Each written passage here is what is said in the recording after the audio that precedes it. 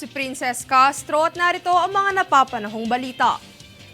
Hinimok ng mga health advocate ang mga mambabatas na ipatupad ang paglalagay ng warning label sa mga pagkain upang matugunan ang pagdami ng kaso ng non-communicable diseases sa bansa gaya ng diabetes, cancer at heart disease. Ipinapanawagan ng mga health advocate na makapaglunsad ng kampanya na layong isulong ang mandatoryong pagkakaroon ng warning label sa pagkain upang bigyang karunungan ang mga Pilipino na maging matalino sa pagpili sa kanilang mga kinukonsumo.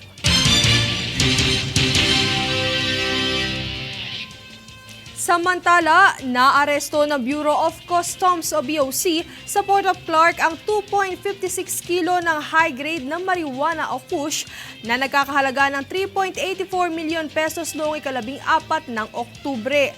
Sa tulong ng iba't ibang ahensya tulad ng PNP Aviation Security Group at NBI Pampanga District Office, nadiskubre ang iligal na droga sa pamamagitan ng X-ray inspection at K9 unit. Kinumpirma ng Philippine Drug Enforcement Agency ang nasabat na droga bilang marijuana matapos ang isinagawang chemical laboratory analysis.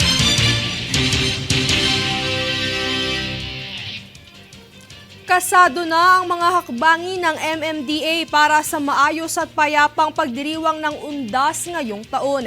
Sa pulong tinipon ng ahensya ang puwersa ng kapulisan at lahat ng LGU sa Metro Manila para pag-usapan ang kani-kanilang traffic management plan at emergency responses. Ang implementasyon ng O-Plan Undas ay sa ika-27 ng Oktubre hanggang ika-4 ng Nobyembre kung saan magkakaroon din ng no day off, no absent policy ang higit 1,000 traffic personnel para tumutok sa mga bus terminal, sementeryo at mga pangunahing daanan sa Kamaynilaan.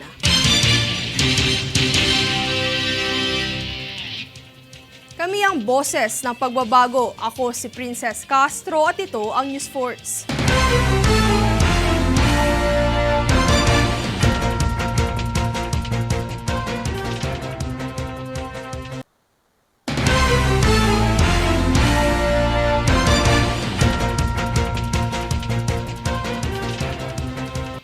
Ako si Princess Castro at narito ang mga napapanahong balita. Nasa 1,308 kapulisan ang inilipat sa ibang puwesto matapos may ulat na mayroon silang kaanak na tatakbo sa susunod na halalan. Alinsunod ito sa patakaran ng Philippine National Police o PNP na i-reassign ang mga pulis na may mga kamag-anak na tumatakbo para sa mga elective post upang matiyak na sila ay mananatiling non-partisan at maiwasan na maimpluwensya ng resulta ng halalan. Samantala, maaaring kumaharap sa mga kasong administratibo ang mga tauhan ng pulisya na hindi pa nagdedeklarang may mga kamag-anak sila na tumatakbo sa halalan.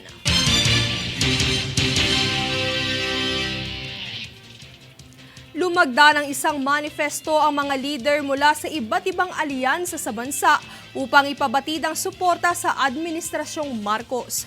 Narito ang ulat.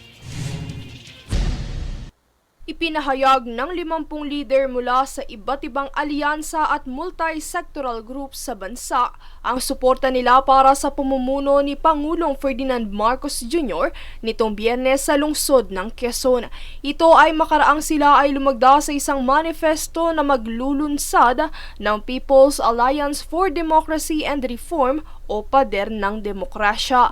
Layunin ng koalisyong ito na kilalanin ang mga programa at proyekto ng Administrasyong Marcos, gayon din ang patuloy na suportahan ng Pangulo sa mga adhikain nito. Sa kabilang banda, nagpulong din nitong Biyernes sa lungsod ng San Juan ang ilang party list nominees para sa 2025 midterm polls kung saan isa sa kanilang adhikain ay labanan ng political dynasty sa bansa.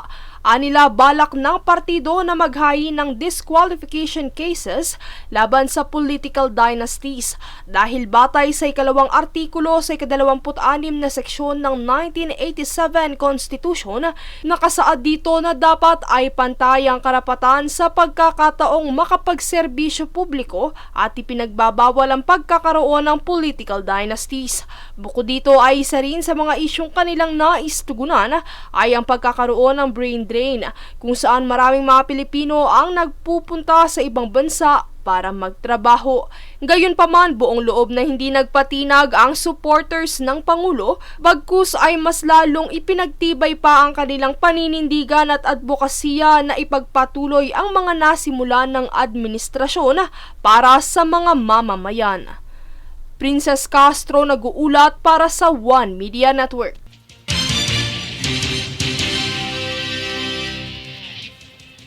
Nagtagumpay ang koponan ng Bureau of Corrections o Bucor sa Taekwondo sa national competition na ginanap sa Pasay City noong 15 ng Oktubre.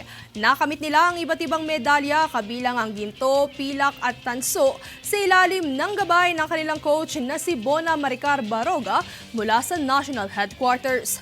Nagpakita ng kahusayan ang mga manlalaro mula sa iba't ibang unit ng Bucor na nagdala ng karangalan at ipinakita ang kanilang dedikasyon sa larangan ng palakasan.